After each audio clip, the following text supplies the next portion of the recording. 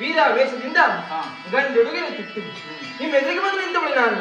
ಯಾಕೆ ದುರವನ ಮಾಡಲು ಉತ್ತರವಾಗಿ, ಹಾಗಾಗಿ ನನ್ನಲ್ಲಿ ತೋರಿಸುವ ಪರಾಕ್ರಮ ಏನು?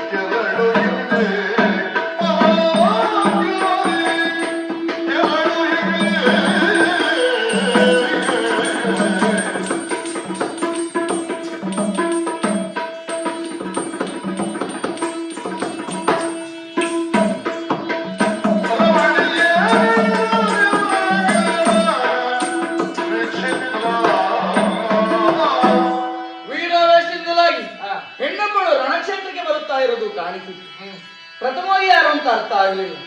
ನಮಸ್ಕಾರವನ್ನು ಮಾಡಿದಾಗ ಗೊತ್ತಾಯ್ತು ನನ್ನ ಹೆಂಡತಿ ದ್ರೌಪದಿ ಎನ್ನುವ ಹಾಗೆ. ಸತ್ಯ. ಏನೇ ಇದು? ಅಣ್ಣ ತಮ್ಮಂದಿರ ಜಗಳ ಪ್ರತಿ ಮನೆಯಲ್ಲೂ ಅದು ಇರುವಂತಹದ್ದು, ಸ್ವಾಭಾವಿಕವಾಗಿ ಇರುವಂತಹದ್ದು.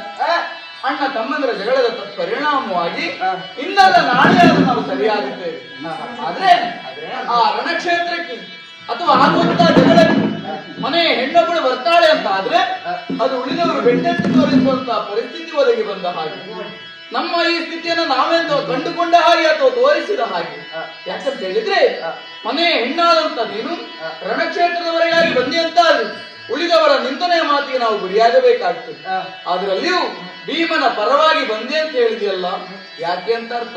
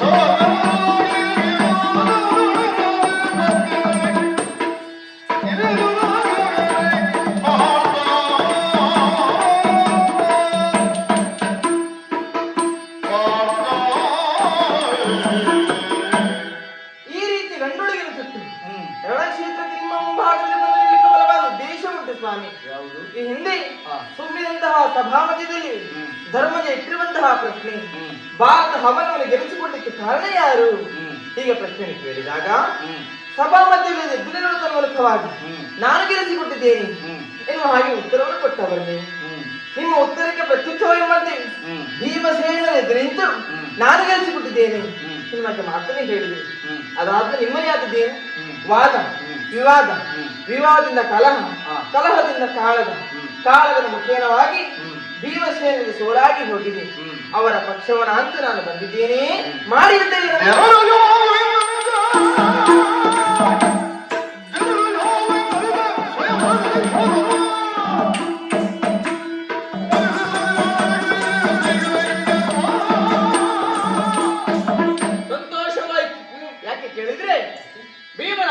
ಅರಣ್ಯದಲ್ಲಿದ್ದೇನೆ.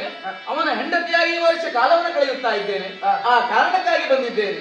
ನೀನು ಭೀಮನ ಹೆಂಡತಿ ಆಗಬೇಕು, ಅಲ್ಲ ಪಾಂಡವರ ಐವರಿಗೂ ಸಹ ಪತ್ನಿ ಆಗಬೇಕು ಅಂತ ಆದ್ರೆ ಅದಕ್ಕೆ ಕಾರಣ ಏನು ಕೇಳಿದ್ರೆ ನನ್ನ ಕಾರಣವೇ ಸರಿ. ಇನ್ನೊಂದು ಸಂದರ್ಭದಲ್ಲಿ ಮತ್ಸ್ಯಂತ್ರವನ್ನು ಭೇದಿಸಿ ಸ್ವಯಂವರವನ್ನು ಗೆದ್ದು ನಿನ್ನ ನಾನು ಕರೆತಂದು ಬಲಿದ್ದೇನೆ. ಅದೆಲ್ಲವನ್ನ ಮರೆತು ಭೀಮನ ಪರವಾಗಿ ಮಾತನಾಡ್ತಾ ಇದ್ದೀಯಂತ ನೀತಿಯಿಂದಲಾಗಿ ಹೇಳ್ತಾ ಇದ್ದೇನೆ. ಹೆಂಡತಿರುವಂತ ಮಮಕಾರವನ್ನು ತೊರೆದಿದ್ದೇನೆ. ಮಾಡಿ ಯುದ್ಧವನ್ನು ತಿರುಪತಿಗಿರಿವಾ